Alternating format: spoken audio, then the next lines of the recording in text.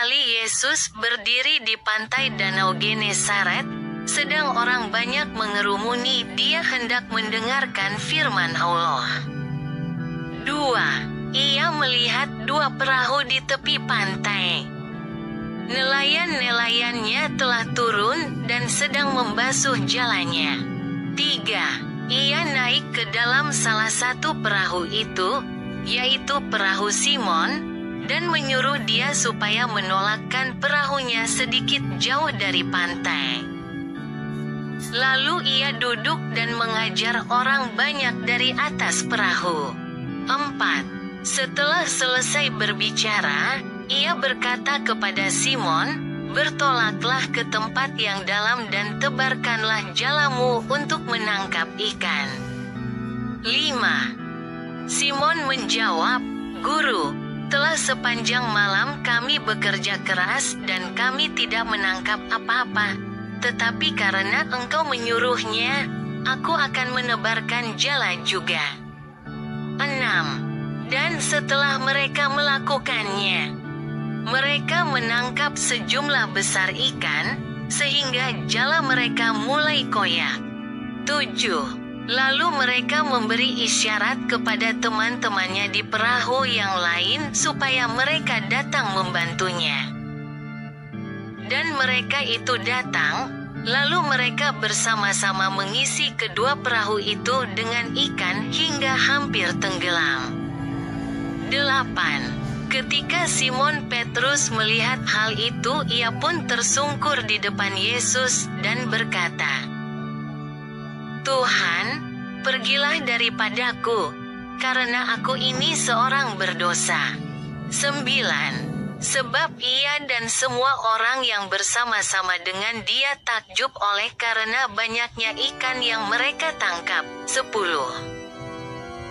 Demikian juga Yakobus dan Yohanes, anak-anak Zebedes, yang menjadi teman Simon. Kata Yesus kepada Simon, "Jangan takut, mulai dari sekarang engkau akan menjala manusia." 11. Dan sesudah mereka menghela perahu-perahunya ke darat, mereka pun meninggalkan segala sesuatu, lalu mengikut Yesus.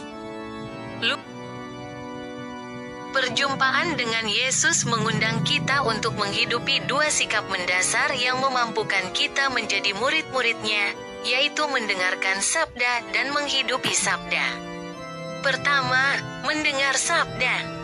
Karena semua hal berasal dari mendengarkan, dari membuka diri kita kepadanya, dari menyambut anugerah berharga dari persahabatan dengannya. Lalu, penting untuk menghidupi sabda yang telah kita terima, bukan sekadar menjadi pendengar yang sia-sia dan menipu diri kita sendiri. Yakobus 1 ayat 22. Untuk tidak mengambil resiko sekadar mendengar dengan telinga tanpa membuat sabda itu masuk ke dalam hati dan mengubah cara pikir kita, cara merasa, dan bertindak. Sabda yang dianugerahkan dan yang kita dengar butuh untuk menjadi kehidupan, untuk mengubah kehidupan, untuk berinkarnasi di dalam hidup kita. Kedua, sikap dasar inilah mendengar sabda dan menghidupi sabda yang dapat kita renungkan dalam Injil yang baru saja diwartakan. Mendengarkan sabda. Penginjil bercerita bahwa banyak orang mengerumuni Yesus dan hendak mendengarkan sabda Allah. Lukas 5 ayat 1. Mereka mencari Dia. Mereka lapar dan haus akan sabda Tuhan, dan mereka mendengarnya bergema dalam sabda Yesus. Nah, adegan ini yang diulang berkali-kali dalam Injil memberitahu kita bahwa hati manusia selalu mencari kebenaran yang dapat memenuhi dan memuaskan hasratnya akan kebahagiaan yang tidak dapat memuaskan kita hanya oleh sabda manusia, oleh kriteria-kriteria dunia ini, dan oleh penilaian-penilaian duniawi. Kita selalu membutuhkan sebuah terang yang datang dari atas untuk menyinari langkah-langkah kita akan air kehidupan yang memuaskan dahaga padang gurun jiwa, akan sebuah penghiburan yang tidak mengecewakan karena ia berasal dari surga dan bukan dari hal-hal fana dunia ini. Di tengah kekacauan dan kefanaan kata-kata manusia, ada kebutuhan akan sabda Allah, satu-satunya kompas bagi perjalanan kita, yang di tengah begitu banyaknya luka dan kehilangan, mampu menuntun kita menuju arti kehidupan sejati. Saudara dan saudari, janganlah kita lupa hal ini. Tugas pertama seorang murid bukanlah mengenakan jubah kerohanian yang sempurna secara luar, atau melakukan hal-hal luar biasa atau mengerjakan usaha-usaha besar. Sebaliknya, langkah pertama terdiri dari tahu menempatkan diri di dalam mendengar satu-satunya sabda yang menyelamatkan, yaitu sabda Yesus. Seperti yang kita lihat dalam episode Injil. Ketika sang guru menaiki perahu Petrus untuk sedikit menjauhkan diri dari danau dan dengan demikian bisa berkhotbah dengan lebih bagus kepada orang banyak, bandingkan Lukas 5 ayat 3. Hidup iman kita berawal ketika kita menerima Yesus dengan rendah hati di atas perahu kehidupan kita, menyediakan ruang untuknya, dan menempatkan diri dalam mendengarkan sabdanya, dan dari situ kita berefleksi, diguncangkan, dan berubah. Pada saat yang sama, sabda Tuhan menuntut untuk berinkarnasi secara nyata dalam diri kita. Oleh karena itu, kita dipanggil untuk menghidupi sabda. Sejatinya, setelah selesai berkhotbah kepada orang banyak dari atas perahu, Yesus berpaling kepada Petrus dan menantangnya untuk mengambil risiko dengan bertaruh pada sabda ini. Bertolaklah ke tempat yang dalam dan tebarkanlah jalamu untuk menangkap ikan. Ayat 4. Sabda Tuhan tidak hanya tetap tinggal sebagai gagasan abstrak yang indah atau hanya membangkitkan emosi sesaat. Sabda Tuhan menuntut perubahan cara pandang kita, membiarkan kita mengubah hati menjadi hati Kristus. Ia memanggil kita untuk berani menebarkan jala Injil ke lautan dunia. Berlari dengan risiko menghidupi kasih yang telah Ia ajarkan kepada kita dan yang telah Ia hidupi terdahulu. Juga kepada kita, Tuhan, dengan kekuatan yang membakar dari sabdanya, mengundang kita untuk membuka jalan kehidupan, untuk melepaskan diri dari pantai-pantai mandek, kebiasaan-kebiasaan buruk, dari rasa takut dan suam-suam kuku, serta berani untuk menjalani kehidupan baru. Tentu saja, selalu akan ada kesulitan-kesulitan dan alasan-alasan untuk mengatakan tidak. Tetapi, marilah kita melihat sekali lagi sikap Petrus. Datang dari satu malam yang sulit ketika ia tidak menangkap apa-apa, lelah dan kecewa, tetapi, daripada tinggal seolah-olah dilumpuhkan di dalam rasa hampa atau terhalang oleh kegagalannya sendiri, ia berkata, "Guru, telah sepanjang malam kami bekerja keras dan kami tidak menangkap apa-apa.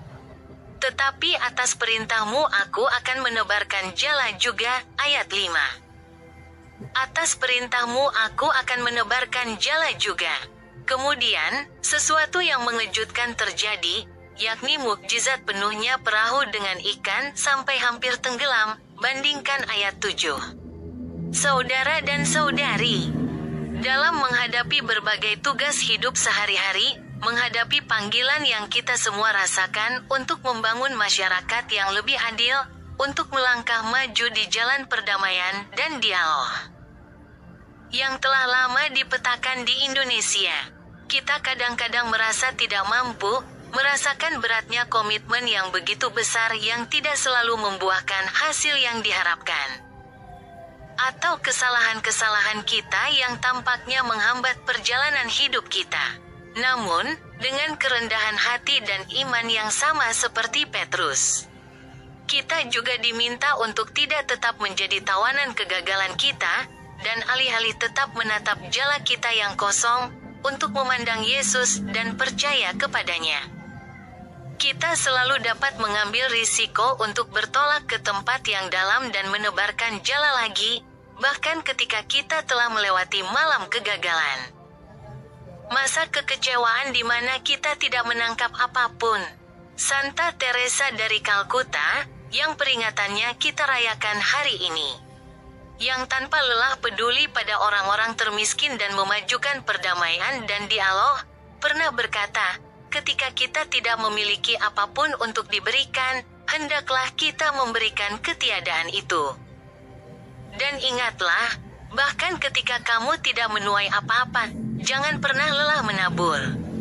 Saudara dan saudari, saya juga hendak berkata kepada Anda, kepada bangsa ini, kepada Nusantara yang mengagumkan dan beraneka ragam ini, janganlah lelah berlayar dan menebarkan jalamu, janganlah lelah bermimpi dan membangun lagi sebuah peradaban perdamaian. Beranilah selalu untuk mengimpikan persaudaraan, dengan dibimbing oleh sabda Tuhan. Saya mendorong Anda semua untuk menaburkan kasih, dengan penuh keyakinan menempuh jalan dialog. Terus memperlihatkan kebaikan budi dan hati dengan senyum khas yang membedakan Anda untuk menjadi pembangun persatuan dan perdamaian. Dengan demikian, Anda akan menyebarkan aroma harapan di sekeliling Anda. Ini adalah keinginan yang diungkapkan baru-baru ini oleh uskup-uskup Indonesia, dan saya juga ingin untuk melibatkan seluruh umat Indonesia. Berjalanlah bersama untuk kebaikan gereja dan masyarakat. Jadilah pembangun harapan, pengharapan Injil yang tidak mengecewakan, bandingkan Roma 5 ayat 5, melainkan membuka kita menuju sukacita tanpa akhir. Amin.